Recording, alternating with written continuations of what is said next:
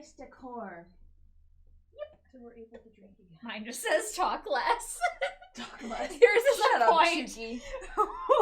It says, shut up, Tookie. That's what it says.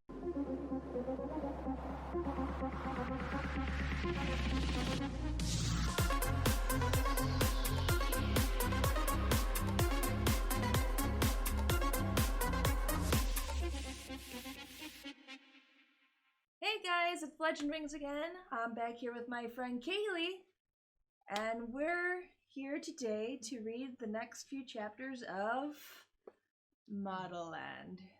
Yay. So exciting. Last time, I remember there were lots of cats, There were cats. and it was a very uncomfortable chapter. What happened? Yes. Because Bravo stuck his Yes. thumb in Tookie's Ah, mouth, and no. she sucked on it, so... It was weird. It It's was horrible. like trying to be like sexy, I think, and just Nope. it was weird. Nope, not sexy. Ugh, no. Not at that moment when you don't know a person, they stick their thumb in your mouth, and you're just like, I'm just gonna suck on it because it's sweaty and delicious. I'm like, so anyways, that's basically all I remember is that, and there were a lot and of the cats. the people being turned into cats for Yeah. whatever reason. So, chapter 26, the Porcelain Pact. Are they gonna make a promise in the bathroom? Probably, guaranteed. Girls walked into Dylan's room and found I likey, me likey, she likey, and her likey all in one bed. The quadruplets the quadruplets wrinkled their noses in unison. Yuck, she likey exclaimed. Horror, me likey said. Movie, her likey said. Approaching, I likey finished. Why? I hate all these girls so much. They don't even have like a personality. No, it's just like, oh, there's 4 girls and they share one mind. Ha ha ha ha. And it's not funny, it's just stupid. It's annoying. It's annoying and it's stupid. Then they added, you are disturbing. Nap time. Where's Dylan? Demanded Tookie. The Likey sisters smirked. She's in the bathroom. Okay, well, so she's not dead. She's not a cat. I'm really bummed she's not a cat, though. Like, How the hell did she get out of there? Imagine the hijinks they could have just added on if they escaped with the cat, like she had snuck with them or something somehow.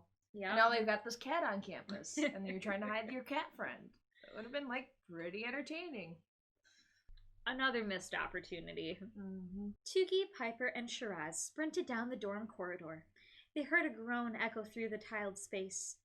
Dylan, Tookie called. The groan was coming from the toilet stalls. Knees touched the cold marble floor at the last stall nearest the wall. Tookie opened the door. Dylan was crouched over the toilet moaning. Her hair hung down, obscuring her face. The tips of her hair were dripping wet. The floor was spattered with bile and bits of expelled half-digested food. Tookie hesitated, then kneeled down to Dylan's level. Dylan turned to face Tookie, revealing bloodshot eyes and a bleeding nose. Along with the ends of her hair, the front of her uniform was soaked. Tookie hoped it was mostly from tears, but she knew better. Dylan, Tookie said softly, you okay? Dylan looked at Tookie and then her body involuntarily heaved, her head returning to the toilet. It came back, she sputtered when she was finished. What did? Piper rubbed Dylan's back. I had it under control for 3 years, but what you were saying, Tookie, and what C-L, it brought it all back. Tookie shut her eyes. Dylan's hunching shoulders drooped even lower. I'm usually good now with the way I am, but that magnet forced me to stare at Zizi, and, well, I wanted to have what she has. Tookie, Shiraz, and Piper encircled Dylan and hugged her tightly. And nobody looks like me here. And nobody tiny here like me either, Dylan, Shiraz said softly. That's nice, Shiraz, but I think there's a different context to that. Also, I just don't think that right now, if I were Dylan, that I'd want to hear what Shiraz had to say about that. Yeah, no. I don't necessarily think that's... I know she's trying to help. I don't think it's the best example. No. And the last I looked, Piper said, I was playing solo for the Albinism Modelland World Cup. Dill, we all have our stuff, Tookie said quietly. Dylan looked up, tears still in her eyes. Oh, look, they forgot a period. Nice. Good job, guys. Good job, editors. Dylan looked up, tears still in her eyes. Yeah, but that's the obvious stuff. It's not true vulnerability. True friendship is about being really vulnerable, about sitting around a toilet and, I don't know, letting loose. Okay, well, Piper looked at her hands and rubbed their pale skin. I mean, I don't like... Well, actually, I hate that I am what I am. I pretend to detest my mom because of her political views, but the truth?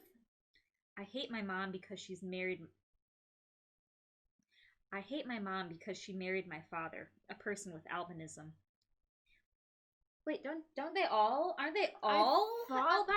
I thought they were all the colorless city. I thought they were. I thought that's what the idea was. Unless she moved to the city and married the king of albinism, Or Slant of Sand. That, or maybe it's just that everyone is very pale there and has like pale blonde hair and not just like white. Maybe. I don't know. I don't know. This is a really weird because prejudice to have. because that's different than albinism, obviously. But yeah, interesting. If she had just picked someone normal, I might not be this way. I wouldn't have had to live in that damn dome. I wouldn't be a pale freak who has to worry about my skin burning or being eaten by lizards. Oh, so maybe it's not that it's a society where everyone just happens to be albino. It's maybe everyone who is albino goes there because that's the only place they can live without being, like, burned by the sun.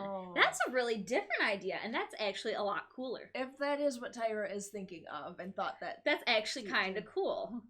Right. Well, that's kind of sad that they're all stuck in, like, those domes. Right, that makes more sense than... Well, like, there's people, obviously, that have albinism that live in, like, the normal world. Yeah. So, I mean, it would be easier if it was a place like that, but, interesting. Yeah. Piper, Dylan protested, looking at her like she was crazy. You're the smartest girl I've ever met. Your people are like geniuses. My people? Piper objected. I don't want anyone seeing my whole group when they look at me.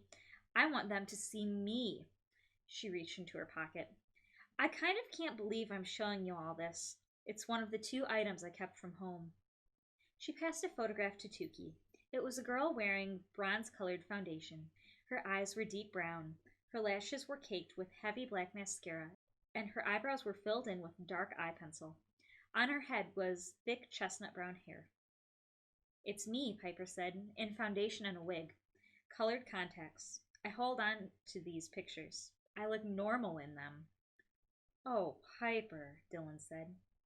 Piper gently touched Tookie's cheek. I've always wanted skin like you have. Still do.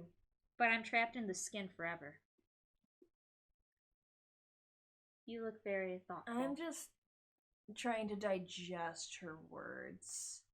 Because it's very... I want to be different, but I want to be the same as everybody. I don't know. I was just trying to digest it all, because I don't have a whole lot of commentary for what's going on right now, other than, like, I just gotta soak it all in for a second. Yeah, I think it's that she's just saying that she wants to be like everyone else and not have people see her only for her skin tone. Okay. Suddenly, Tookie remembered Piper's puzzle of her mom and dad, the one she had just tried to hide. Tookie leaned over and wiped Piper's face with a tissue. Tears were streaming, quite beautifully, in a strange way, from her rose-colored eyes. Shiraz stood up. I small, not normal small, but very, very small. Then she raised her arm high into the air. Tall my parents were, both of them. Papa and I, we best friends. He called me his runt. Peanut, dwarf, preemie. Affectionate, he said it was, but for Shiraz, the words hurt. They did not feel good like the affection words. To keep up with his long leg, I had to run fast, fast, fast, and we do everything together. Travel for singing show on road? We famous in my country.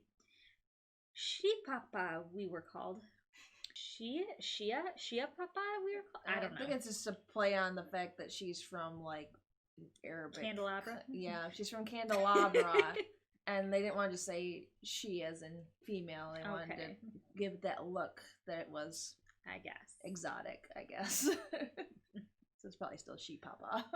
Okay. We dance and sing for audiences big. Bring home country's best candles for sick mommy. But I not good enough. She lowered her eyes. In the end, I not good enough at all. Why would you say that? Tookie asked. Because he leave me, Shiraz said. At school in Candelabra, here at Modelland, to be first I always try. Okay. When you go first, you can never be left behind. Every day of the life, Shiraz has been that way. Every day of the life since Papa left me. After Mommy died from sick, Papa died too. But not from sick, died from broke heart.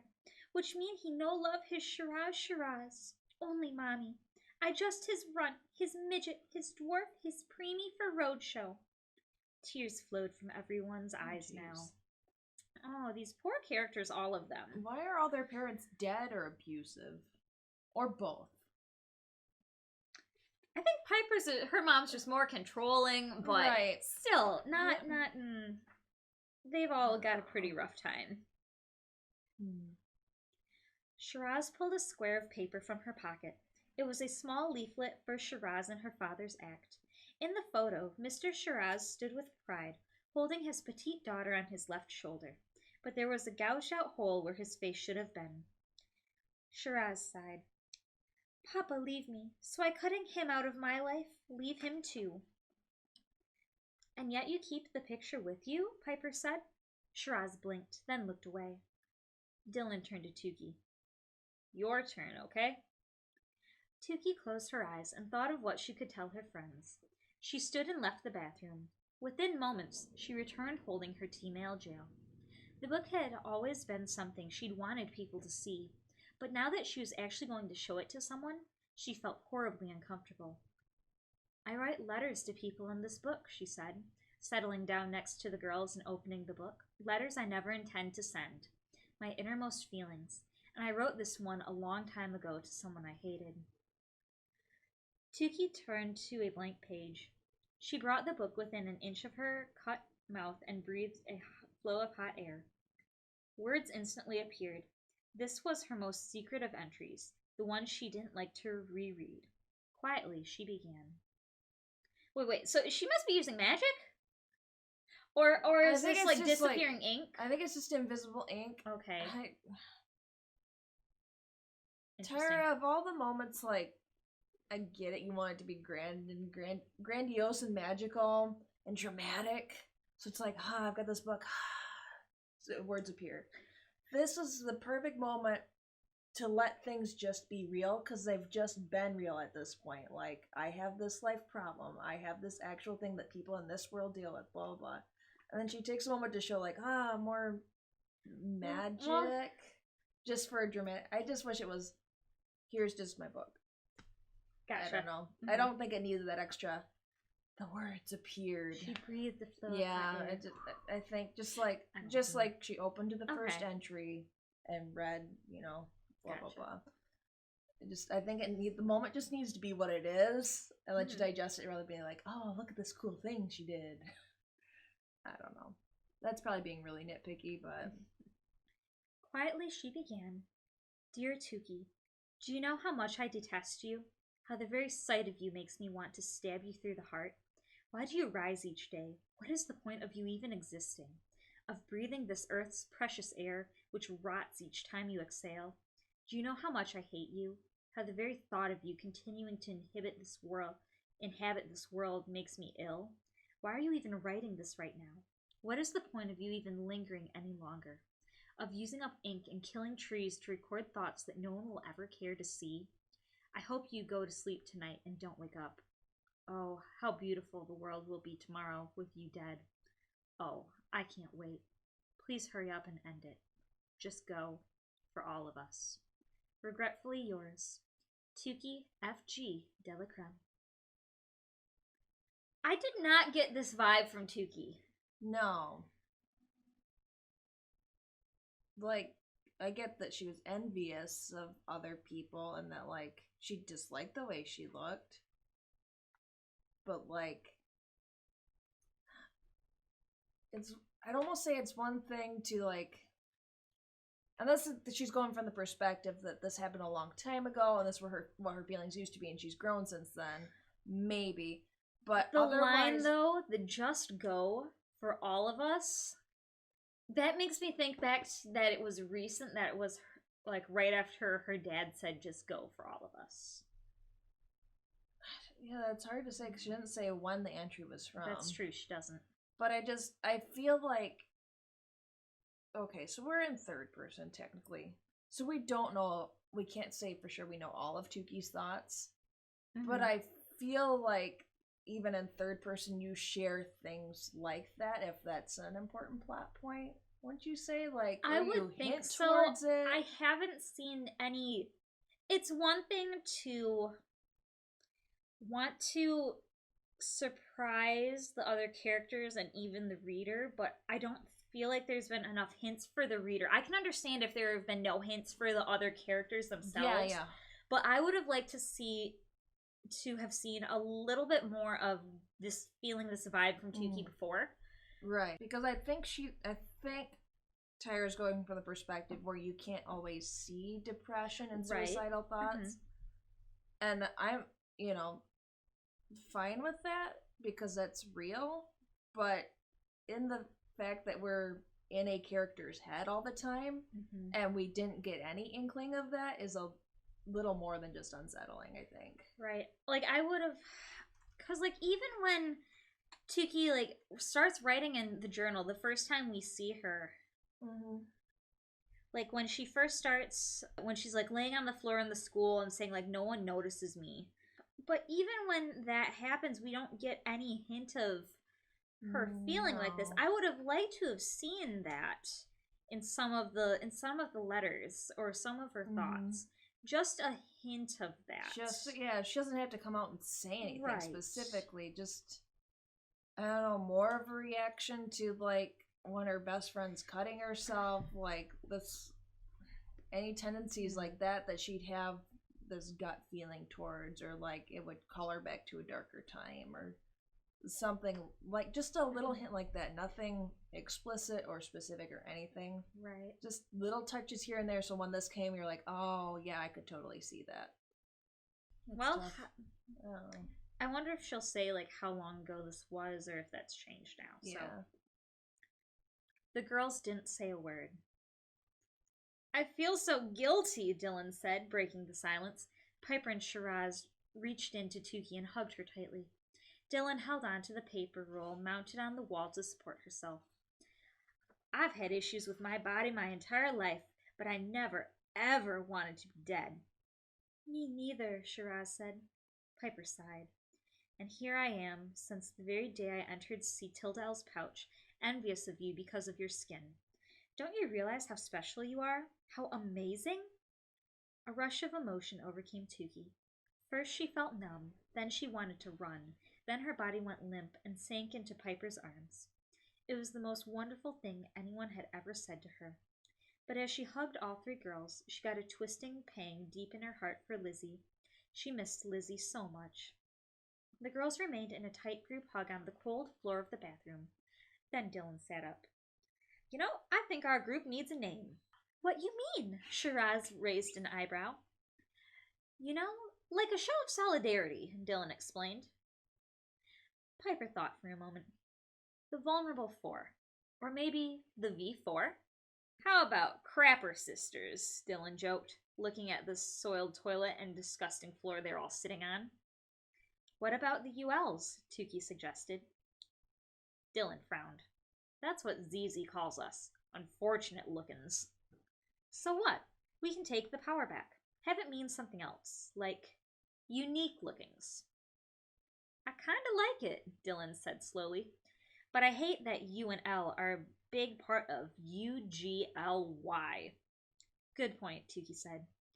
What about the Unicas? She pronounced it Unicas.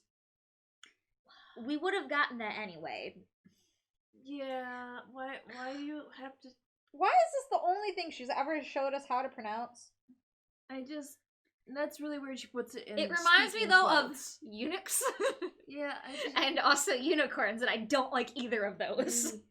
Like, He's like, no, guys.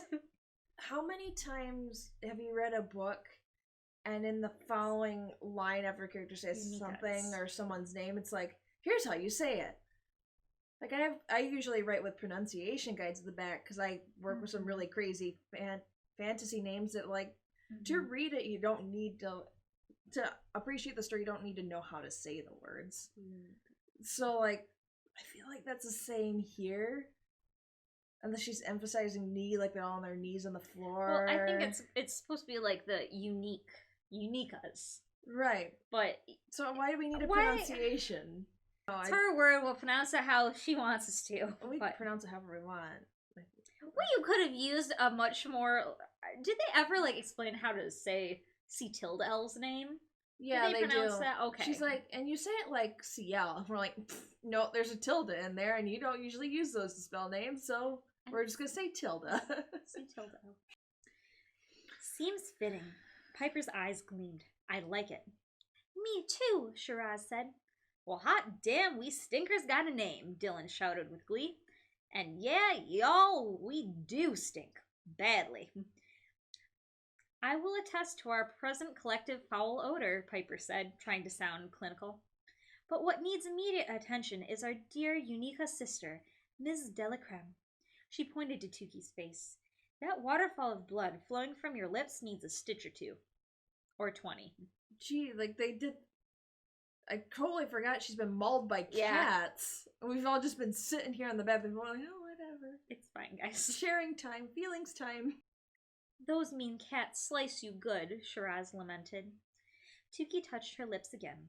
Blood was still trickling from her Catwalk Corridor wounds. I'll take her to the Fashion Emergency Department Store. The Feds, Piper offered. The sun-sensitive, pigment-free, pale-faced inhabitant of Modelland and newly ordained Unica, who has had many burns healed there, knows the way. Watch out for that corridor catty thingamajigga, Dylan yelled out. You never know where it might pop up. What? Apparently we don't know where that pops up now. Well, that's concerning. Oh, good. I have no problem running into it again, Tookie said, laughing, as long as I could watch that cat pee on ZZ one more time. All right. Your turn. Chapter 27. Z. The cool air outside was a welcome change from the stuffiness of the bathroom and the kitty litter stench of the Catwalk Corridor. The pastel yellow flowers on the Beautification Boulevard pathway to her classes now seemed to Tookie an even more brilliant saffron and electric lemon. Perhaps, she thought, the world had become a brighter place now that she'd revealed the scariest skeleton in her closet. Piper hurried Tookie along. Come on. 33.4 seconds is all it takes. Who's talking? Somebody comes in and starts talking, and I don't... Zenzen? Apparently it's... Hey, sorry, spoiler alert. I had to figure out... Is this a voice I'm supposed to know how to use? No, I don't remember who this person is.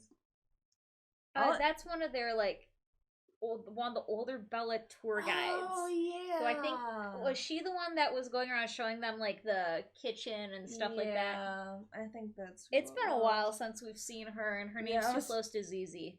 I take that back. It's not close to ZZ. It's just our fault. We call her ZZ and not Zarpessa because I hate saying Zarpessa. I'd rather say ZZ 100 times than Zarpessa. Yeah. All it takes to what? Asked a friendly, bouncy voice behind them, followed by a familiar giggle.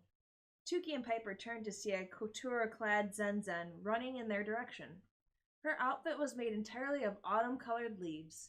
Today her hair was almost all black, save for one streak of C-L-like auburn at the front. I don't remember what C-L looked like, so I guess... Yeah, I guess she's got auburn hair. Guess so, cool. Although C-L can change all, like, her features, though, can't she? Because she has the power of the 777. Does she get all their powers? Is that what That's that what powers? it said the 777 gets. Okay. Her eyes widened at Tookie's lip. Howie. Catwalk Corridor, right? Apparently everybody knows about They this all place. run into this place. Why And did no no one one's- warn yeah. them? By the way, as we're starting here and touring this area, sometimes you may run into this catwalk corridor. It's very dangerous. Just try to get out as fast as you can. Don't die. It's fine. It's fine. Don't get turned into a cat and don't get mauled by a cat. It's fine. Tookie nodded. Zenzen clucked her tongue. You have to learn how to strut even under their scrutiny. Those catty divas have to learn how to behave. Okay, well, there's one thing if it's scrutiny. It's another thing if they're attacking you physically. Yeah. That's a little different. I get the idea that words can hurt, words can cut. It's different if they have like cats with claws flying at your face. Yeah. It's not quite the same. It's not at all the same. They're trapped as cats because they're wicked mean on the outside, right? Tookie asked. Zenzen nodded. When they stop yelling insults, being lazy, showing up late, ingesting narcotics, they get turned back into people. Oh no. Jeez. Are they all getting high on catnip in that room? I was gonna say, is there catnip involved? Wait, so you want them to not be lazy. So you turn them into cats. Yeah, I feel That like if they had a choice, they'd just sleep all day. they're not coming back as people. No. Ever. So Oh, is that what the newspapers mean when they say an Intoxibella is taking an extended vacation? Tookie asked. She read stories like that in the Peppertown Press all the time. Zenzen laughed. Sure, but the Catwalk Corridor hardly ever works permanently with the types who are sent there. Once trouble, always trouble. You just have to stay away from them. She glanced at Tookie's lip again and winced. That looks awful. It probably looks worse than it feels, Tookie lied. In truth, her lip felt like it was about to fall off. Did you just say that the people in the Catwalk Corridor, it's not permanent? Is that what she said? Catwalk Corridor hardly ever works permanently with the types who are sent there. Once trouble, always trouble. Wait, so isn't that just saying the opposite of what she just said? That the Catwalk Corridor hardly ever works permanently. Oh, Yep. So it's not that they're stuck as cats forever. It's just that They're saying gonna- that, yeah. sure, it might like fix them for a time being, but they'll eventually get sent back because it's not going to change their ways. Yep.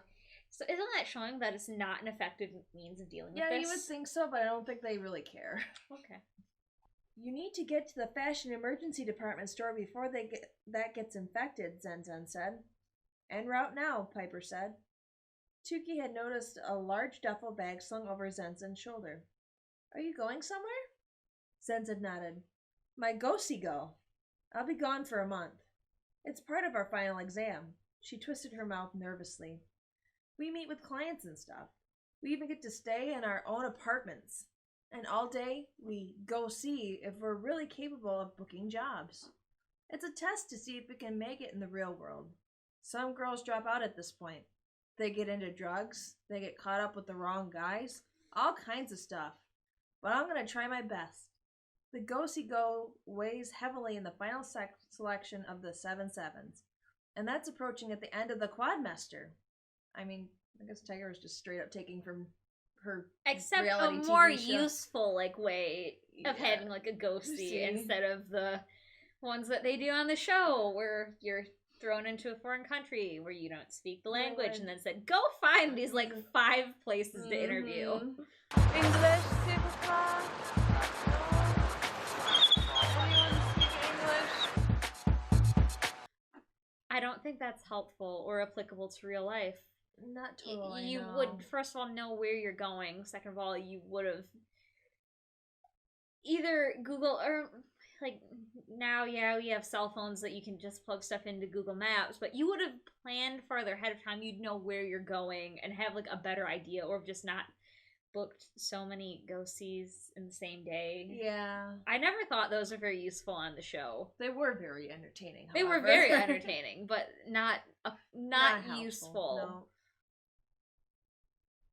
So when you do this go-see-go, you're gonna be you, right? Tookie said. not C tilde L? Because if you knew the real C tilde L, I don't think you'd be so fixated on her. Tookie's right, Piper said. C tilde L's recent behavior borders on spooky. Zenzen waved her hand dismissively. Spooky's the new edgy. Whatever my girl C tilde L does is good for me. Then she leaned closer. Tell me exactly what she is doing to freak you out. It'll probably work well for me at Go-See-Go. Nope. Zenzen, an upper-class Bella called from a few yards away. Come on. I'm coming, Zenzen answered. She looked at Tookie and Piper once more. I'm so glad I'm leaving, to tell you the truth. I was going stir-crazy here. I almost took the emergency zip-zap to Ladorno. Tookie and Piper exchanged a confused glance. Huh? I'm just kidding. Only an idiot would use that thing. So many girls died using that emergency exit to get to Ladorno during the big stadium fire, Zenzen explained, noticing their looks. I think it's somewhere near the stadium. It's super dangerous. Why are you telling them this? This is exactly why Scar I told wonder what's Simba. gonna happen. An elephant graveyard is no place for a young prince. Oops. An elephant what? Whoa. Oh dear, I've said too much. Oh, we don't go to that Zenzen's shed. the real villain. Yeah, Zenzen's probably trying to get them all in trouble and sent away. Only Fudge. brave Modelland Bellas go That's down the exactly emergency zip-zap. what's happening here. I love the setup for this place. The emergency thing that we're never totally never going to see or experience in this book. 100%. Tookie's gonna hear something that, like, either she'll hear something about Lizzie and have to go back, or yeah, it's probably gonna be Lizzie. I was gonna say maybe it was about her family and, like, wanted to go see what happened with them, but I think it'll be Lizzie. Yeah, I think it's somewhere near the stadium. It's super dangerous. Why? Piper asked. Zenzen leaned closer. Well, it's only a rumor, but they say the zip-zap is different. That there's a fork in the zipper that you can't control. Sometimes going left takes you to Ladorno, but sometimes it takes you straight to the diabolical divide. Rumor has it that those girls who used it during the fire went straight to the divide, and that's where they died. She shut her eyes tight. I bet that's why they closed it off and hid it.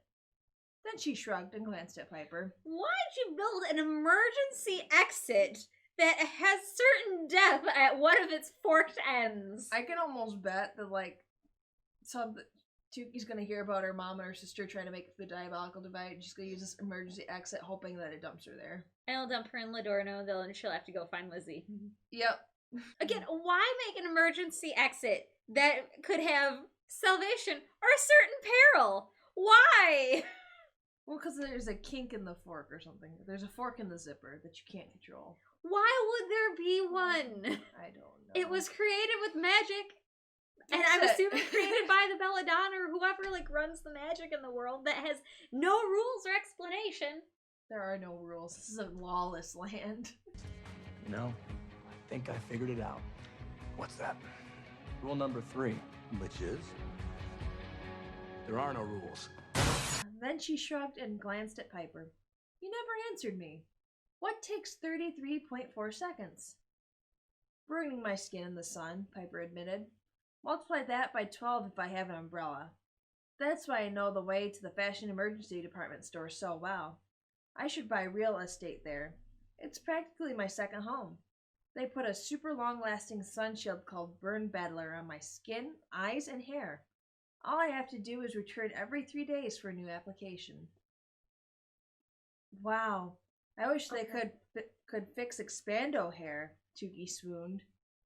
Oh, the girl who tells me to love and accept my natural self and the hair that grows from my scalp now wants a super long-lasting mop fix of her own, Zenzen smirked playfully. So I'm supposed to run away walk your walk. But what about you? You're still gonna, like, fashion your hair different ways.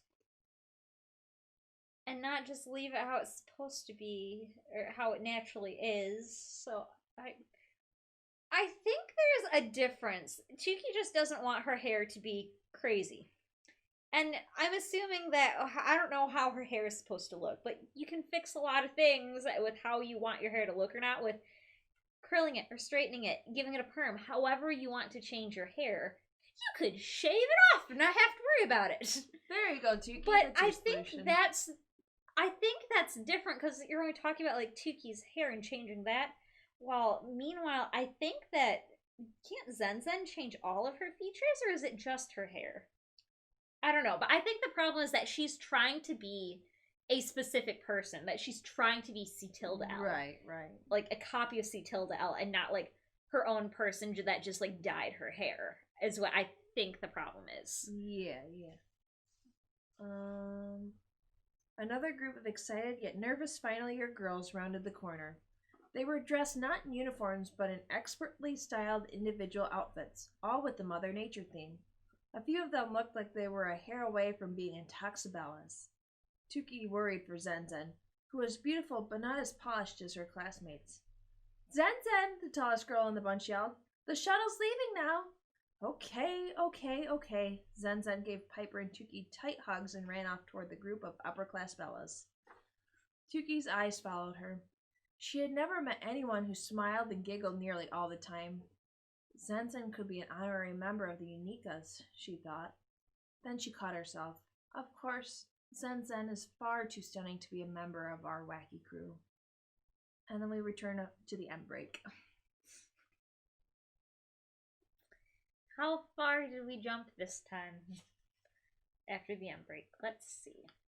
Tookie and Piper took a zip-zap behind the Kara boat and entered the fashion emergency department store courtyard. There was no time passage. I mean, like, I get, like, at this point, the end break is breaking up the train of thought. But you did not need that. It could have been just next paragraph. Tookie and Piper continued to the...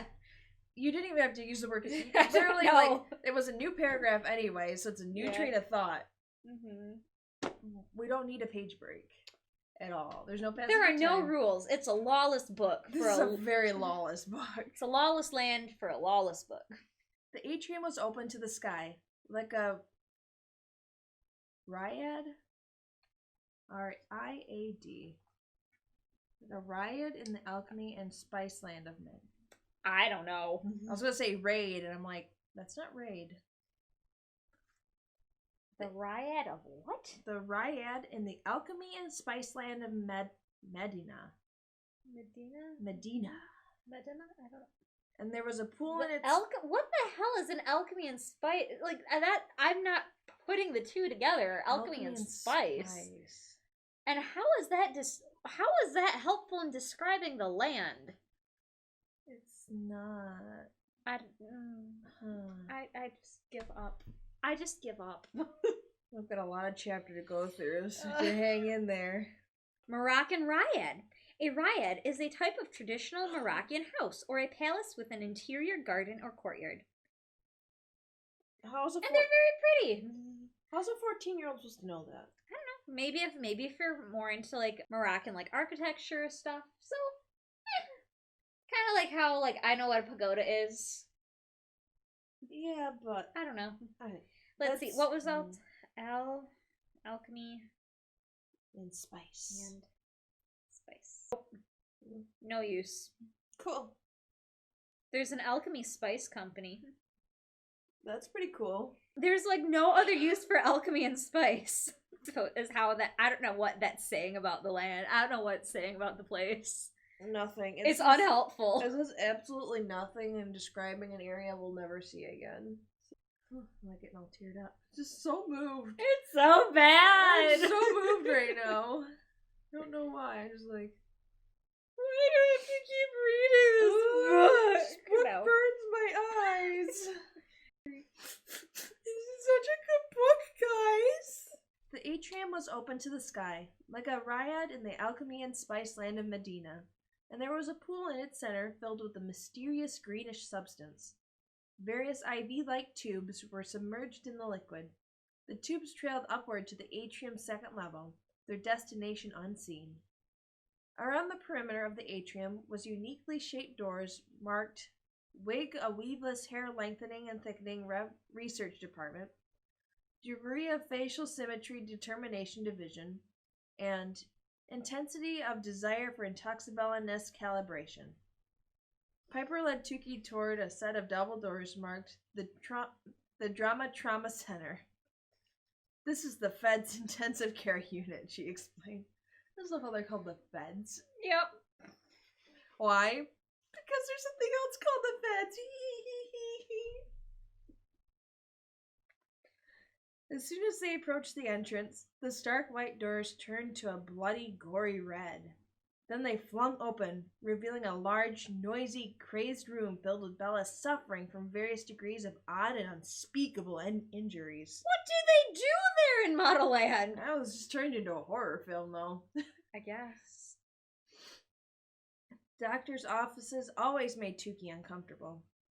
They reminded her of her endless medical visits when she was younger, in addition to submitting Tookie to endless forehead growth pattern testing.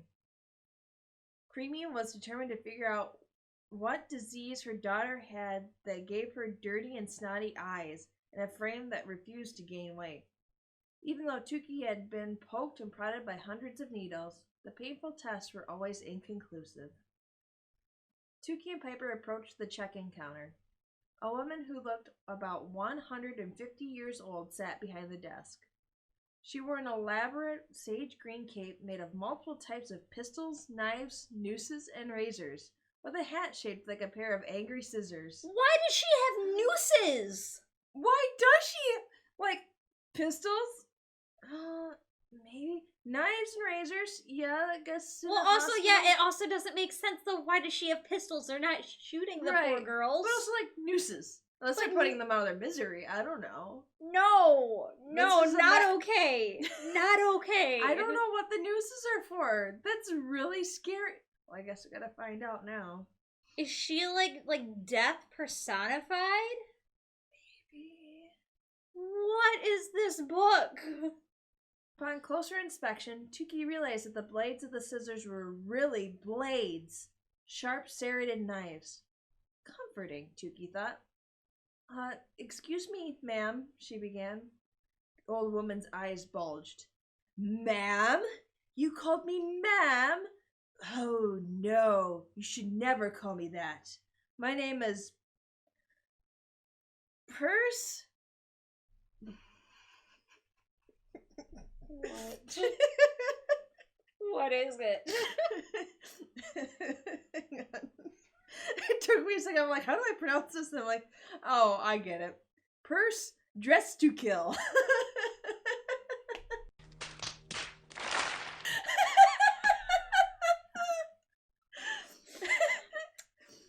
right. DRESTOOKILL. I was like, purse, dress to kill, dress to kill. Oh, dress to kill. I mean, you, you're Tyra. You're taking it on like a different meaning. But like, this isn't like, I don't even know what world to compare this to, what movie to compare this to. This isn't My Little Pony, where like your flank matches like your talent and stuff, and your name matches like what appears on your flank. Like, I don't think their parents named her Dress to Kill, and she's like, serendipitously like, huh, I'm gonna dress like I kill people. Like, it's a lawless place. Oh, gosh. Remember that, because from the looks of those enormous feet of yours, I'm sure you're quite a clumsy one. Am I right? Tookie opened her mouth, but no words came out. At Modelland, I guess nurses are called purses, she realized. Why? You should have seen that coming, Tookie. No. Why? Why are they called purses? I don't know. Because it's a fashion word and it's one letter off from nurse.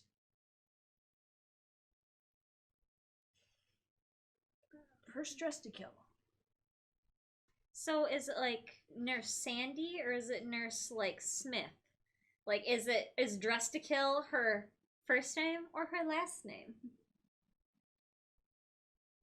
I don't know. It's so dumb. If it's her first name, that's even worse. It's so... How you do this? Don't just use English.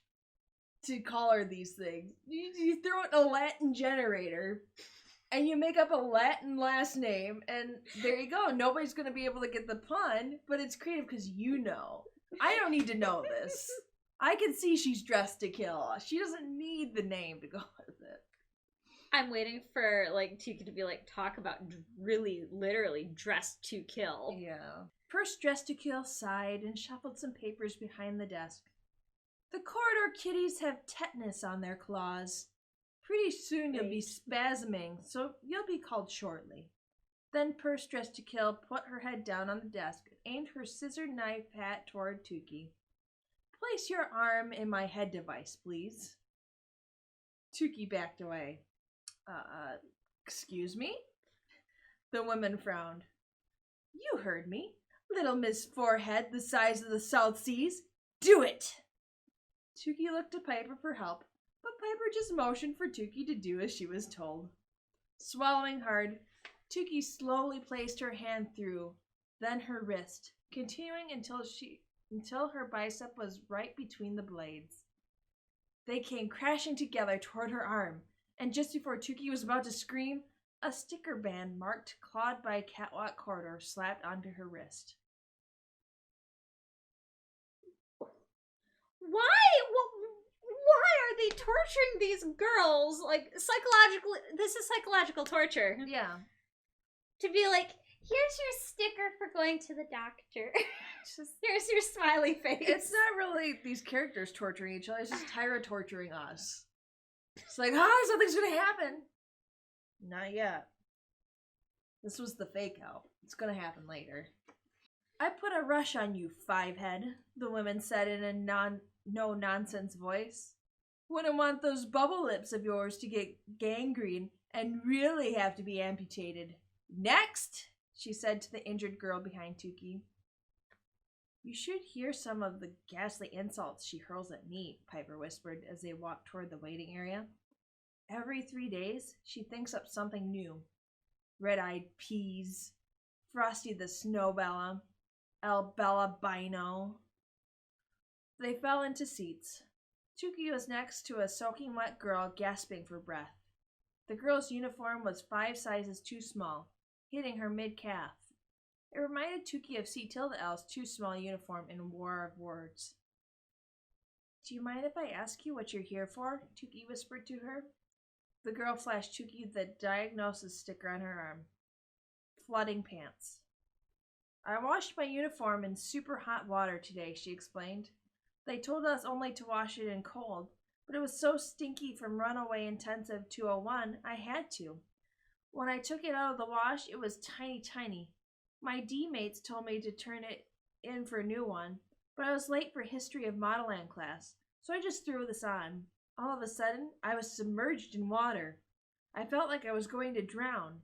Now I can't get the uniform off, and the floods have been happening like clockwork. I can't swim, and I can only hold my breath for... Suddenly, water rose from the girl's feet as if she were in her own private fish tank. The water swelled higher and higher until it completely covered her head. The girl flailed about, eyes bulging, panic-stricken. Purse dressed to kill ran over, yanked a razor from her arsenal of weapons, and punctured the bag. The water spilled out onto the waiting room floor. The girl collapsed on her side, gasping for air like a hooked trout. Purses scooped her up and swept her through the Drama Trauma Center doors. Tookie turned to Piper. Okay, that was weird. Now they're like drowning these girls? All for accidentally shrinking their clothes. I think the uniform's doing it because she abused the uniform. And so it's trying to kill her now, apparently. What actually has magic? I thought it was only like the belt thingies, the Centura things. No, it's the actual uniforms? Maybe? Or is this the Belladonna being like, oh, you've be. abused like the uniforms, so you can just drown. Oh, oops, you died. I really have no idea. What is going on? Also, Tookie notes that this is weird. No duh, Tookie, your life is weird. Oh, that was nothing, Piper whispered. Take a look around. Tookie surveyed the rest of the chaotic waiting room. Across the aisle was a girl with blackened eyes and foul-smelling dark puffs of exhaust coming out of her sockets. Smoky eyes, her armband read. A loud wail filled the waiting area. Tookie turned and noticed Desperata, the girl who hadn't stopped bawling since she arrived at Modelland, collapsed in a corner. Not far from Desperata was Zizi, sitting in a chair, poking at bleeding gashes all over her hands. Tookie smirked. That Cats did a lovely job on her. Just then, as if she could sense Tookie was thinking about her, Zizi looked up. She shot Piper and Tookie a resentful look, as if they were the ones who'd scratched her skin raw. Desperato's wail filled the waiting room again. Purse Dressed to Kill placed a pair of rusted silver bullets in her ears to drown out the noise. Since no one else was paying any attention to Desperata, Tookie stood and limped over. Well, now she's limping, okay? Desperata didn't even seem to notice her approach, wailing and sobbing so hard she could barely catch her breath. Did you get scratched by the cats? Tookie whispered. Are your cuts really deep? They said infection sets in fast. Wait. Was she in the corridor? No. Because it was Zizi and Chase. It wasn't. Yeah, it wasn't Desperata, unless Tookie thinks that she might have, happened upon it too. You can go in front of me if you want. Even though Tookie barely knew Desperata, no one did, as she spent all her time crying. She hated the thought of Desperata being in pain. Desperata glanced into Tookie's eyes for a beat. I don't have any cuts. I'm sick. My stomach. She let out a long, deep, guttural groan. Suddenly, the doors that led to the Drama Trauma Center burst open. A woman with oatmeal-colored hair done up in dramatic coils emerged. Even amid all the chaos, she wore a soft, placid smile on her face and seemed to glide across the room. I know what this is. Tookie looked down at the woman's feet and realized why. She was on roller skates.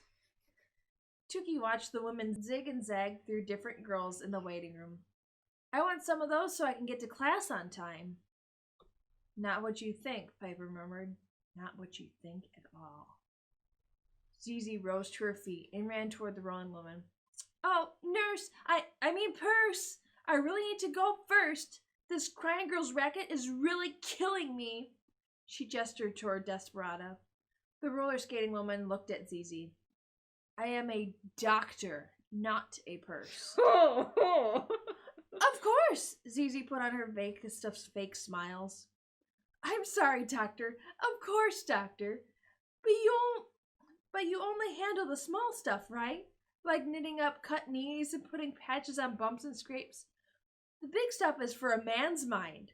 Open heart surgery, brain trauma, that kind of thing. I want to punch her. I'm so confused because she would have struck me of anybody as a feminist.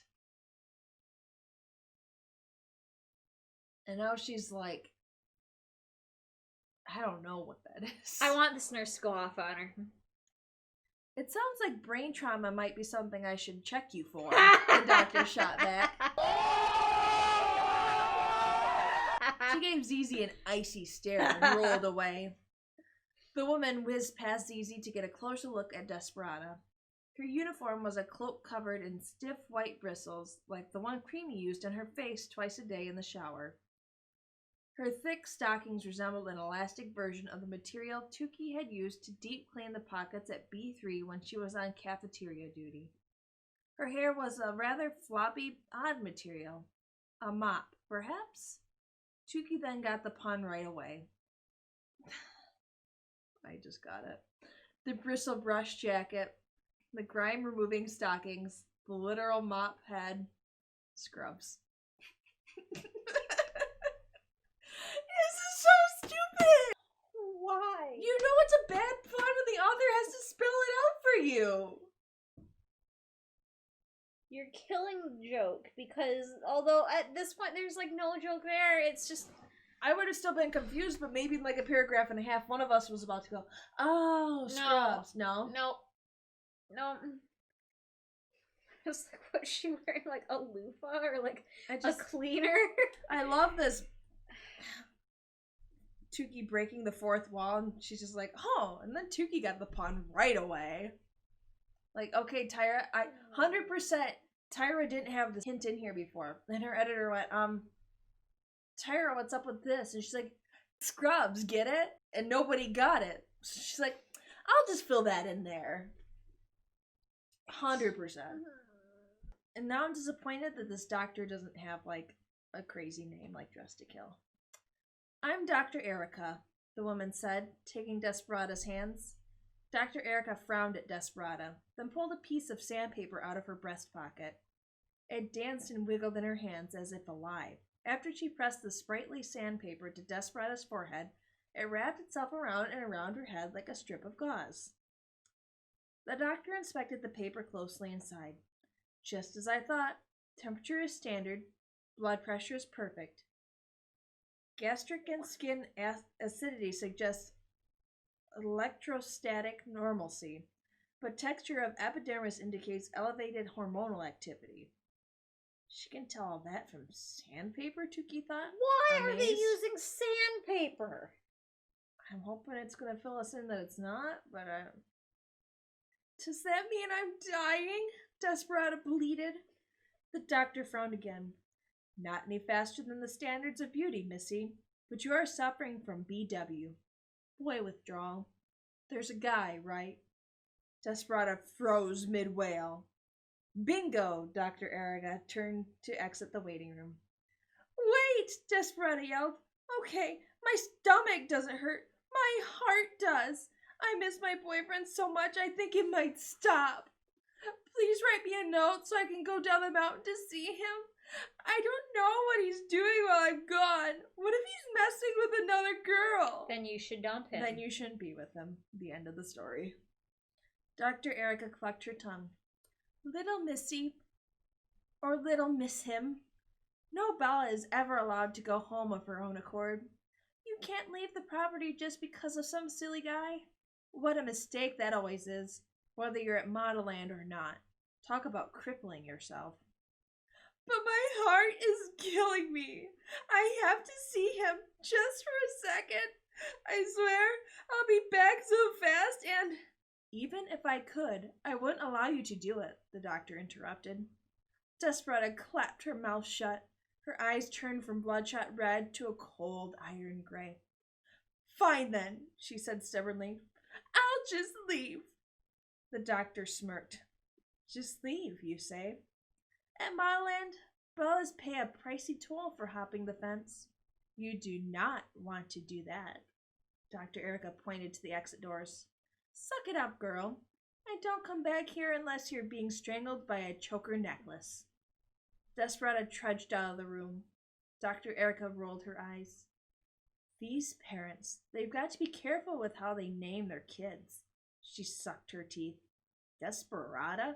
What did they expect the poor girl to grow up to be? Then all eyes whipped to the door through which Desperada had just exited. A new patient had strolled in. He had glowing skin, a sharp jawline, and deep-set eyes. I bet. Tookie's heart did a flip. Bravo. There was a fresh gash on his neck. Did he chase after Tookie in the cat corridor? 100%. All the girls in the waiting area let out sympathetic moans. Piper nudged Tookie. There's Thumb Boy.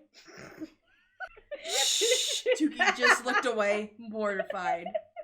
Bravo approached Purse Desk Tools. I hate this name because it gets harder to say every time I have to say it.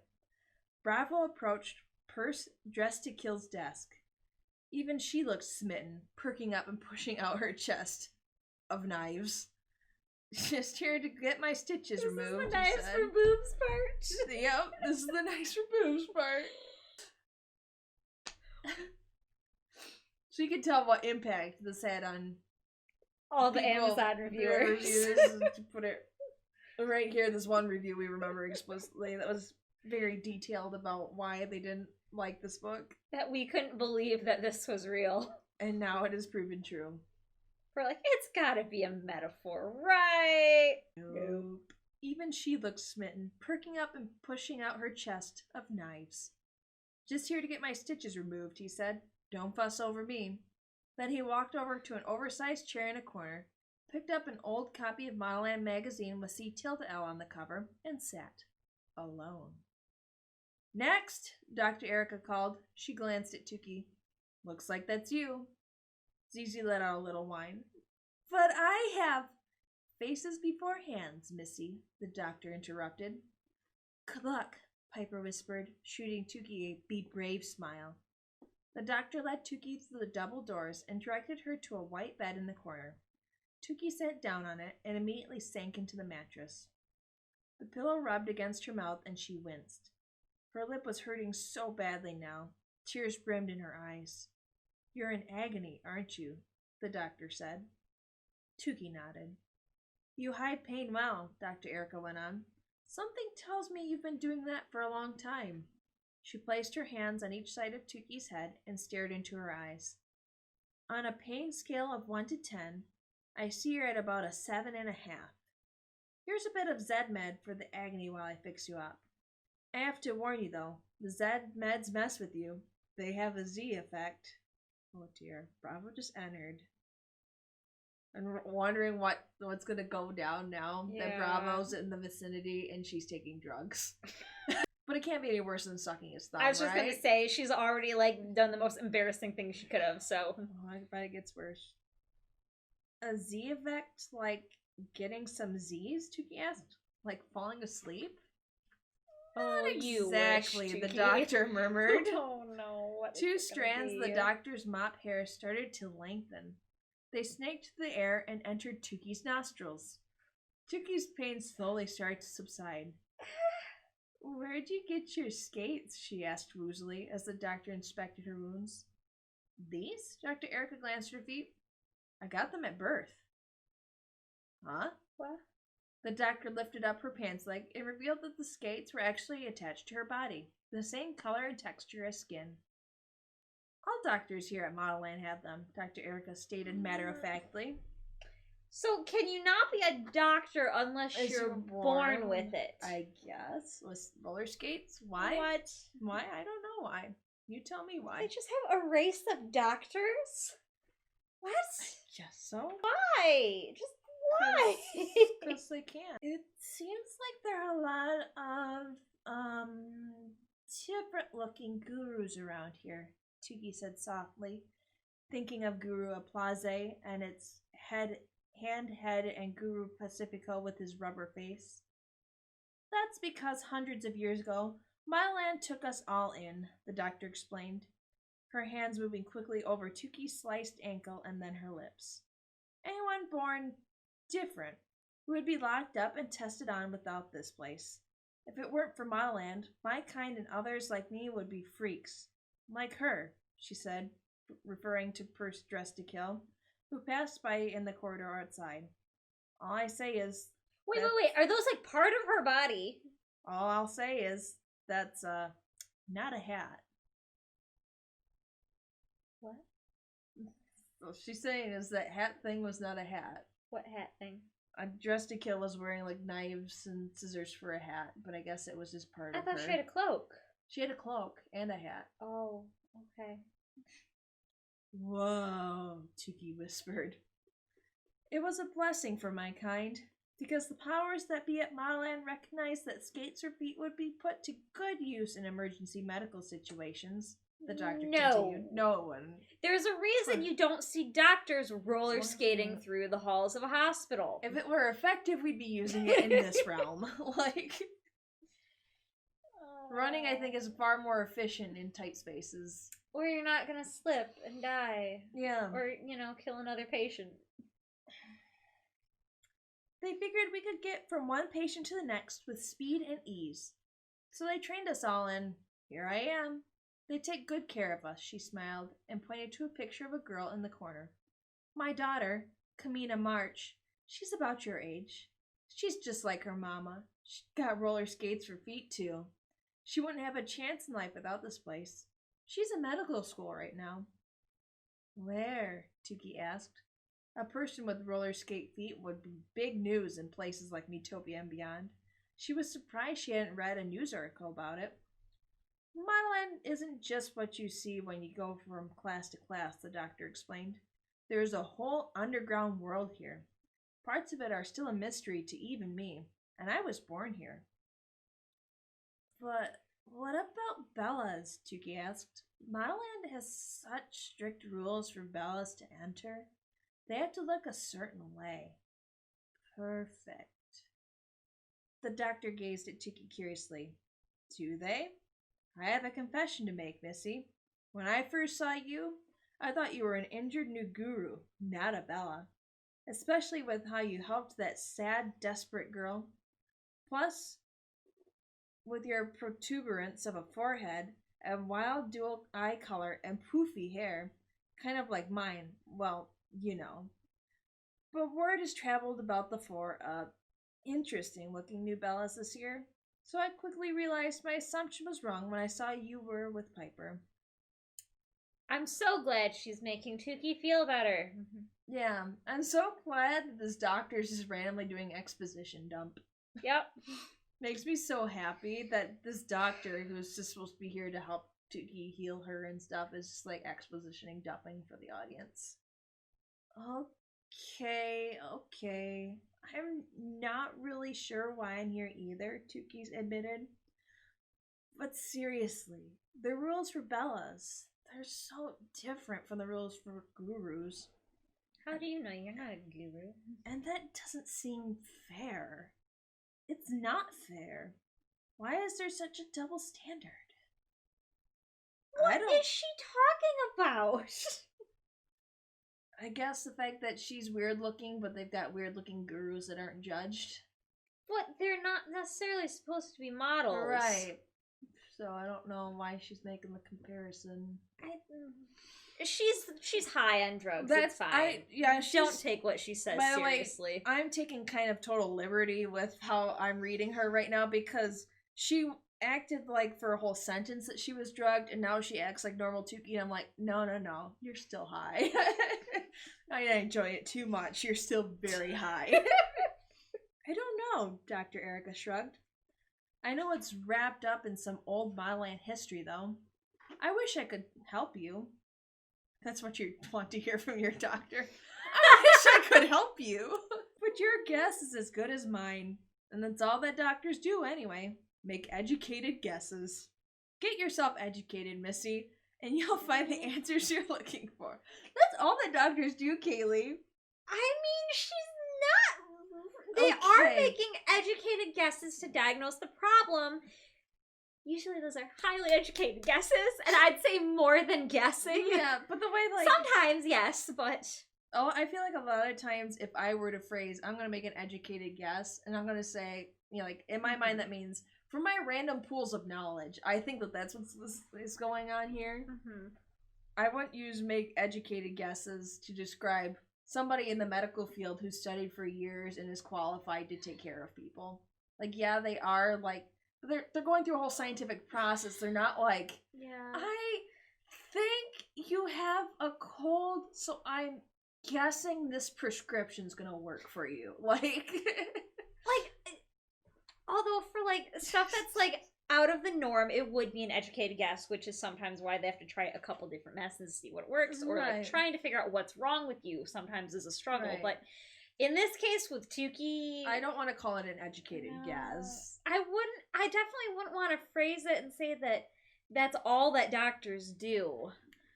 I definitely would not want to say that. No. Yeah, that's all that doctors do. Her actual quote.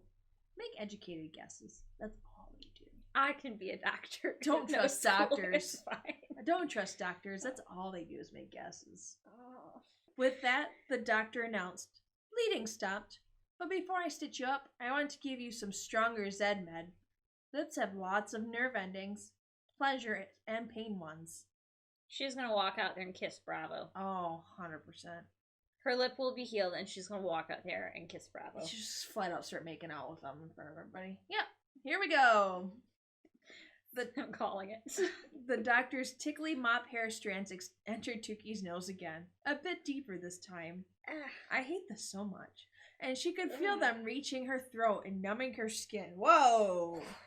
Whoa! You know, Saul's got a mouth he could put those in. Did she sterilize those after every patient? 100% no. 100% no. I'll tend to some others while this sets in, she said. Oh, I know you heard me talking about how children grow up a certain way depending on what their parents name them. Dig deep to see if your name is something to follow or fight against. Tookie. The last syllable sounds like key. Maybe you're searching for something, and you have the power to unlock it or set it free. I tell Kamina March to think about her name all the time. Okay, Missy, I'll be back in a few. I like how, I know nobody else can see this. First off, just little English stuff. There's a whole paragraph of her talking, and then there's a new paragraph for one more line that she said. And it's totally, I feel like something got cut and nobody was paying attention to how it ended. Oops. I mean, there's no quotes at the end here. So it's her still talking. It's still her talking for sure. But usually you wouldn't just do that for a line. Yeah. You would do that if you're like... Especially, what's the line? It's just like, okay, Missy, I'll be back in a few. I think she's just trying to separate ideas. Yeah. In that same sense, but it doesn't work like that with dialogue. Not quite. If she was going to go into a whole other she should paragraph... have done ... Okay, Missy, I'll be back in a few. Also, why is this doctor's having a heart-to-heart with her? You know, sometimes that's what doctors do. But here's where I'm going with this, is that information with patients, cool. Stories with patients, cool. In the sense that this is a novel, and the doctor's just, like, exposition dumping, and then she's like, think about what your name means. While you're high on drugs, get tripped on some stuff, think about your name, and it's totally not going to be part of the plot later, I swear. I swear it's not going to be significant later, I promise. This, I feel like, should have been a C-L moment. Like the doctor? Yeah, think about what your name means. C-L, I have a weird name. Here's what I've come to understand about my name. And not... that my parents sucked and my name is spelled awful. I'm Dr. Erica. Yes, Tookie, think about your name. What does it mean? What does Erica's name mean? Sometimes names don't have meaning. Maybe you're named after someone. Maybe somebody and has like sentimental value. Maybe it's just a pretty name, one that flows nicely. It doesn't always have to have meaning. Like, my name means rose, or I don't know. Interesting. I don't know. It's just it's a really weird place to put that conversation, I feel like. Okay. She whipped back the curtain to reveal a long line of beds. Tookie woozily turned her head to the left as two roller skate-footed doctors and 4 purses slopped 4 new patients onto a single bed. Oh, good. It was the Likey sisters, and they were bucking and kicking violently. Bizarrely, their teeth were enormous, and their blue, green, pink, and purple hair had grown long and morphed into long, flowing mohawks. The Likeys practically live in here, one of the doctors restraining the girl said to Dr. Erica. None of them can stop hoarding fashion that's not theirs. Tookie caught a peek at her Likey's armband. Clothes horse. Dr. Erica sighed. Take them to the intensive couture unit and let them hold some hay and straw handbags. They should calm them down. What the hell is what was it, horse? Clothes horse? I don't get the pun. Maybe she's imagining all of this. She should be hearing colors at this point, like... Oh, clothes horse. A frame on which washed clothes are hung to dry indoors. Or informal, derogatory. A person who's excessively concerned with wearing fashionable clothes. Okay. Okay, maybe it's just a term that we haven't recognized then. Because we're just not involved in the fashion world, I guess. But okay, I get the pun now. Yeah, I get it now. It's just a bummer that I didn't know it. I couldn't enjoy it. Yeah. Nothing like Dress to Kill. The Likeys were taken away, making whinnying noises. Just seeing them reminded Tookie of something, and she turned to Dr. Erica. Do you think you could replace a missing feeling while I'm here? She's too, with it at this point, for as much as she's been claimed to have been drugged. Yeah. She poked her tongue into the spot in her mouth where her filling used to be. She had a feeling that Likey's, the fraud quad, had pilfered it after War of Words classes. Dr. Erica nodded, then left. After a few minutes, she brought a new patient back from the waiting room. Tuki's eyes widened. It was Bravo. Why are they taking them in the same room? What happened to patient confidentiality? There's no such thing as HIPAA here. There is no. This is a lawless land, and there's no such thing as patient privacy. It's fine. Tuki's high. She won't remember anything anyway. She's supposed tripping to on be drugs. high.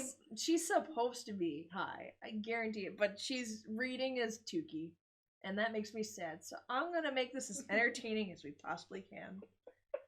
Tookie's eyes widened. It was Bravo. Her heart started to speed up. It's just the Zed meds, she told herself. It's not because he's here. Bravo stopped at the edge of an empty bed. Doctor, I really don't need to lie down.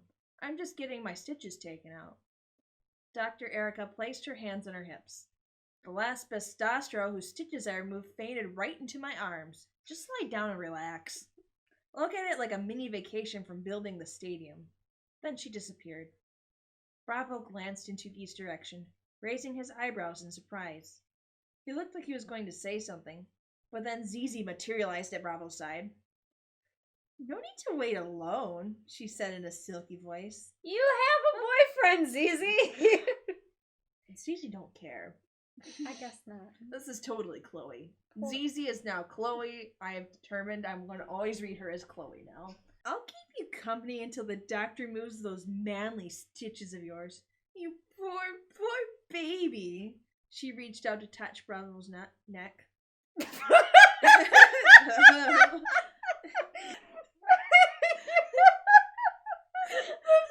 corrected yourself.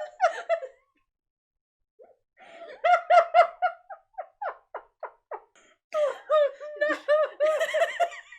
You know, if it was changed, that's how I would have been. Want me to read it? Yeah, I can Read it right this time. I should just read it the other way. It's more fun. She reached out to touch Bravo's neck. More injured girls limped over to Bravo's bed.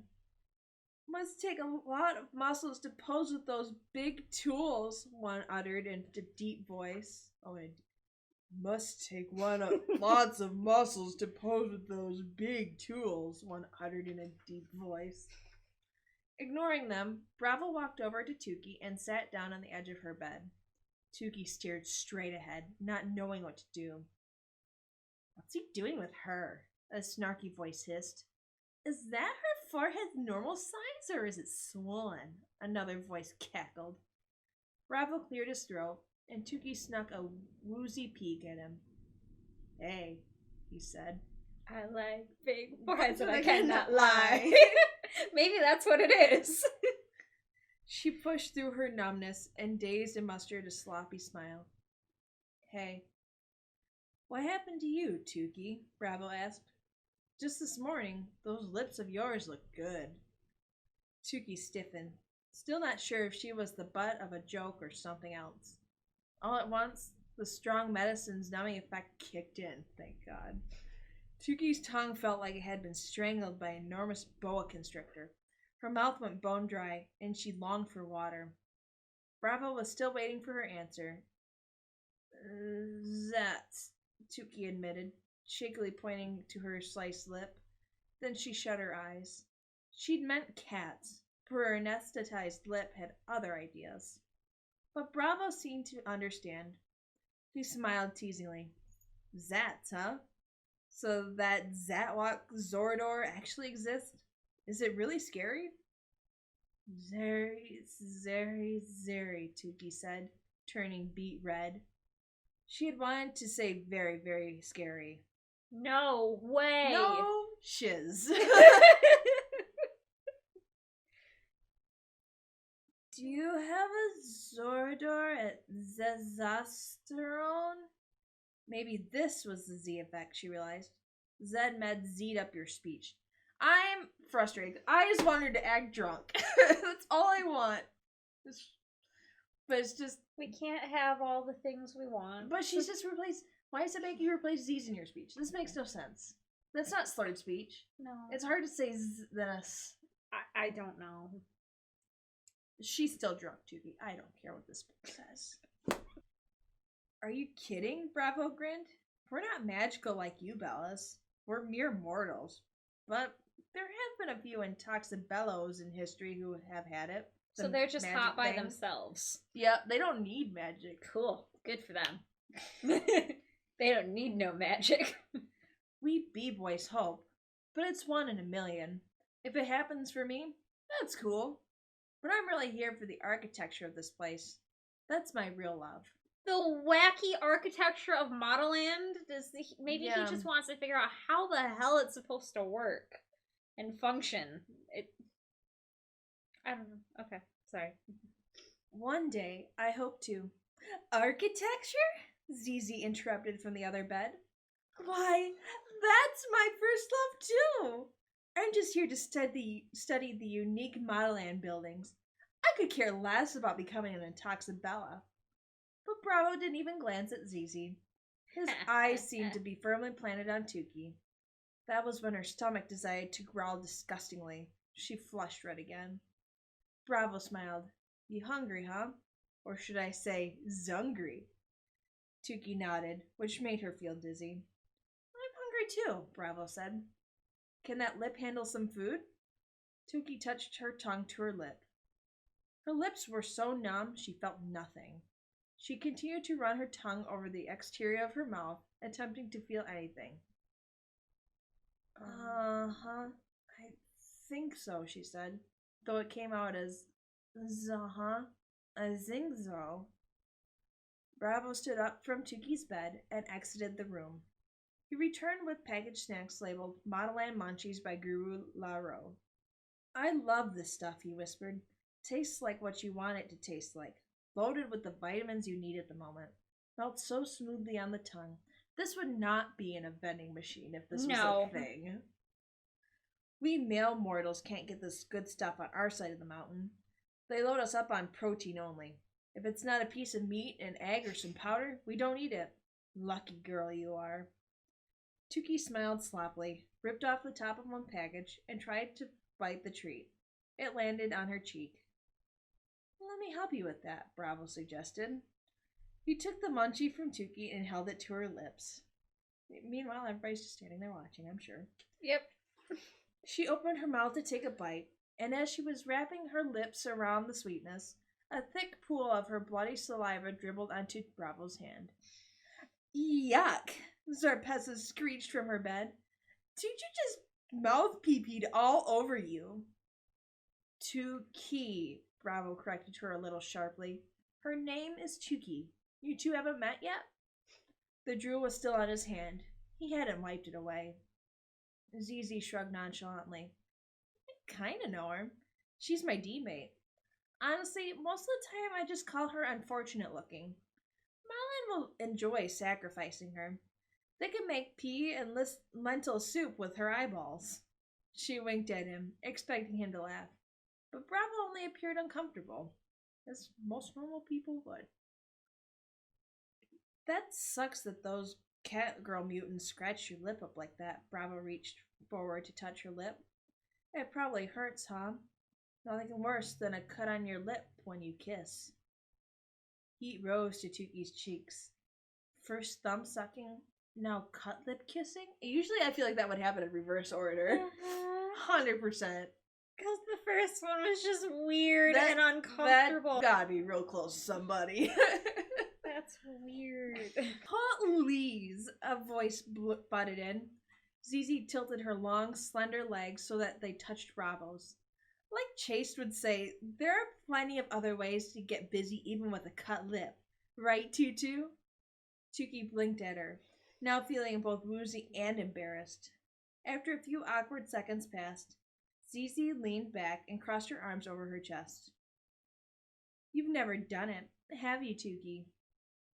She's 15. That's perfectly normal. Yep. Also, you, Zizi. Yep. Why? Tookie lowered her head. Bravo shifted nervously. I think you should leave her alone. You've never kissed anyone, have you? Zizi needled. Okay, I'm glad. Okay. It was totally Although what insinuating. she threw in whatever Chaste would say, that kind of and then spun the conversation. Usually a weird the way. word "it" and doing it means things deeper and more intimate than kissing. I'm just saying. Zizi needled, her eyes growing wider and brighter. Tookie desperately wanted to prove her wrong. Her cheeks blazed with shame, a knot lodging in her throat. Tookie is as pure as shiverous snow, Zizi crowed. Aw, that's so cute. Bravo whipped around and glared at her, his muscles tensed, his eyes blazing. Look, I told you to leave her alone, he said in a biting voice. Why can't your bitchy little brain understand that? The room went silent. Every girl's eyes widened. Zizi's jaw dropped. A redness crept up her swan-like neck and into her cheeks. Purse Erica, she screamed. This bed hurts my back, she snapped. I'll wait in the waiting room until it's my turn. Good riddance. Before she flounced away, she gave Tookie a dark, sadistic glare. I can't wait till they burn you alive, she mouthed. Wow! Tookie's stomach made a loud growling noise again. Wow, Bravo said. You still zungry, huh? He broke off another piece of the munchie and fed Tookie. Tookie didn't drool this time, but she tasted fresh blood, probably from chomping down on her numb tongue and cheeks. That's why you shouldn't eat when your mouth is numb. Yeah. I know she's hungry. She can wait 30 minutes. Promise. And I don't think having little, bite-sized, snacks or wafers, Yeah. whatever they are gonna help at this point. I'd just be like, oh, Tookie, you're hungry. Let's get something Yeah, afterwards. want to grab some ice cream after or something? Want to grab a coffee? Something. Want to grab lunch? Not While we're not here surrounded by all these weird people. staring faces. Tyra just really wanted him to feed her, though. 100% wanted that moment, but didn't have a way to get them alone any other time to do this. Zrai, Tookie said to Bravo, trying to say too dry. Zeeds. It needs. She reached into her flower brooch and pulled up the can of whipped cream that had dropped in during her first class with Guru Laro. She sprayed a dollop of cream onto Is she reaching Bravo's down her shirt to get this? Didn't it go in her brooch? She's got the brooch. Oh, that's right. It's like that huge flower thing, isn't it? So she probably. But how? That thing's gotta be how is she keeping anything in there? It's magic. It's a lawless world. That's right. I forgot it was magic. It is magic. It's like a fridge or something. Something. I would hope. Something. So dumb. So dumb. This book is so dumb. Bravo stared at the last bite of the cream-covered munchie, then at Tookie's flower. Carry random stuff on your chest? Tookie hesitated. If Bravo didn't think she was freaky already, this would probably push him over the edge. Zine's always hungry. Good for you, Bravo whispered, kindly not pointing out how strangely Tookie was talking. Some of the girls around here are afraid to eat, especially around us guys. Drives me nuts. Open up. Tookie opened her mouth for Bravo to feed her his cream-topped Modelland munchie bite.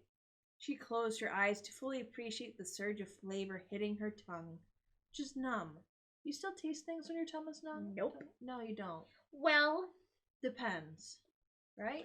Well, let's see. Last time I went to the dentist, you can taste it with the other side, but I feel like you just can't feel anything. It just tastes like that numbing agent. I'm getting triggered from this portion just because I hate the dentists. Then Bravo leaned down. What other kind of stuff does that hold in it anyway? Tookie shrugged.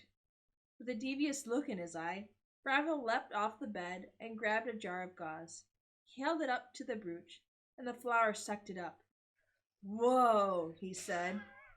Tookie giggled and pointed to a pair of discarded shoes in the corner.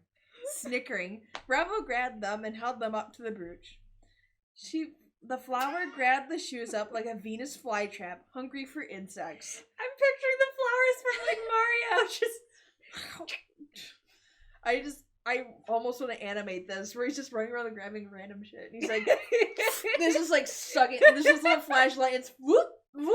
It's just, like, he's just holding stuff up to her chest, and it's being sucked into this flower. oh, the simple pleasure. Simple things in life. Simple things that entertain him. That's a boy. But the brooch didn't get any bigger from its new cargo. The two of them went around the room, stuffing more things into the brooch. A pillow, a box of magical sandpaper, a pair of crutches. Tookie was giggling so hard her stomach muscles hurt. Stealing from the hospital! They're terrible. I'm having fun, she thought. With a guy. A guy every Bella wants the attention of. It didn't seem real. I thought she hated him. Yeah, she did. For stupid reasons. She hated him, but now she loves him. It's the drugs. It's the drugs. That's what she's gonna... Next chapter, she's gonna be like, oh, I don't like him, it was the drugs. Yep. I wasn't in my right mind. Tookie? I guess that's kind of a fair point. But he's Yeah. being nice. He's always been pretty nice. 90% of the time he's been nice. Kind of strange, but generally nice. A little, like... A little creepy. Sexually aggressive and weird, but... Whatever, I guess. Just, like, no boundaries. That first, like, Yeah. run-in, or second run-in, third run-in? With the thumb stuck in, and, like, It's that weird. was just, like, crossed all sorts of boundaries that Oh, should not have thank been you. crossed. Besides that, he's been nice. Right, right. And it's not like Tookie, like, ever, like, stopped him or did anything. She's so dumb. Tookie? Dr. Erica called, peeking around a curtain. You're numb enough now. Time for me to work my Modelland magic on those precious lips of yours. We'll be rolling you into the operating room. Or as we say here at Modelland, the Are you okay? Oh, are you okay? My own special Lumiere lighting and tools are in there for special cases. Time to say goodbye, Bravo. Bravo rose from Tookie's bed. Goodbye, Zuki, he said softly, curling his lips into a lopsided smile. He was looking at her so fondly, like he didn't want to leave her. When they arrived in the Are you okay? He retreated toward the door. Tookie gazed at his hands. They were so lovely, strong, and his nails were chipped, perfectly imperfect. Goodbye, Tookie finally answered. As he slipped behind the curtain once more, she peered up at Dr. Erica.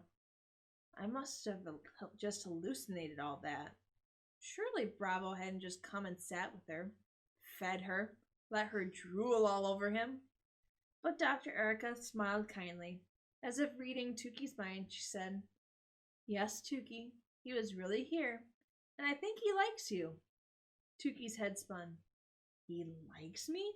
There's no way. Absolutely no way. Dr. Erica wheeled Tookie under a column of bright lights. Okay now, relax, Missy, she said. Close your eyes. Count down from 10 to 1. Zen, Tookie slurred. Something touched her lip, startling her. She opened her eyes and tried to focus on the doctor. Keep your eyes closed, Tookie, Dr. Erica said softly.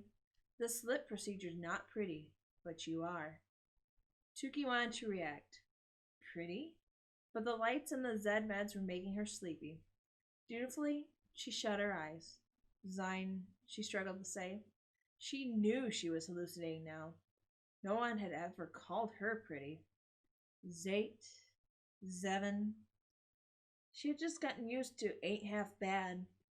Zix, Zive. She closed her eyes and thought of Bravo leaning over her. It was a million times better than Theophilus leaning over her long ago, asking Tookie if she was okay. Today, she and Bravo had had a whole conversation, and he'd fed her. Yes, you've brought this up once already, and we were there. Forget a girl, fawned over by such a gorgeous specimen. Was it possible? Zor. Could she actually like him? The guy who was more striking than most girls at Modelland, and 100 times better looking than Tookie herself? Could she like a naturally arched eyebrow pretty boy? Zoo. But his nails were chipped, so he wasn't perfect. Maybe she could like him. Maybe a myriad of things were changing for Tookie De La Crème, and maybe it was time to change with them. Yay. The end. That's all the book there was. Oh, I Way wish. to retire it. Happy ending. I think I'm good for the day. That's. Yep. This is. I'll read the long chapter next time. Let's go to bed. It's a better pillow than it is a book. Good news is, we're well past halfway, and we've just got a couple hundred pages to go.